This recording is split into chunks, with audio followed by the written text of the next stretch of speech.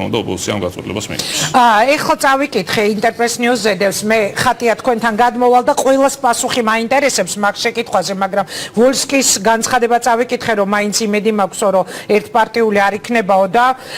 ორი სხვადასხვა ფასეულობის დაპირისპირება მიმდინარეობს სასაცილო მდგომარეობაში ვართ ისე არა სხვა რამეს ვამბობ გაფუჭებულ ტელეფონს ვოლსკი თქვა პალიტრაზე ანუ ვოლსკისთან მე რო კითხვა დავსვა არ მაქვს საშუალება და ვთამაშობ აი ამ გაფუჭებულ ვოლსკი თქვა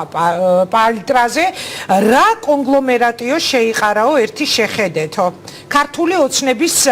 რომ ქართული ოცნება გვერდზე გაწიოს ესენიო რას უზამენ ქვეყანასო უყურეთ ახლა წავიკითხავ ერთი პედოფილიას უჭერს მხარს და პირდაპირ გვეუბნება ფული პროსტიტუციით იშოვეთო მტრის წინაშე შარვალ ჩახდილებით განან აიღეთ შალვა ნათელაშვილი ასევე როგორ შეიძლება ადამიანების ჯგუფმა ევროპული საქართველო დაირქვას რომელთა მმართველობის პირობებში ერთი ყავარჯნიანი კაცი მეორე კაცს აუპატიურებდა რომ ჩვენება მიეღოთ თუ ამას ევროპული სტანდარტი ქვია მაშინ შემისწორეთ აი ეს ადამიანები რომლებიც ყოველთვის ერთმანეთს აგინებდნენ ახლა ერთად შეიკრიბდნენ აიღეთ ნინო ბურჯანაძის თემაც ან დანარჩენი 25 პარტია ხომ პარტიაც არ არის შეიკრიბნენ ერთკაციანი პოლიტიკური ინდმეწარმეები და უნდათ ისე ინდმეწარმეები არ ვიცი ვისი მისამართი და უნდათ ისე გავაკეთოთ როგორც სურვილიც აქვთ ლელო მიმდენი მიიღო რაც ქონდა ბანკირების ადგილი პოლიტიკაში არ არის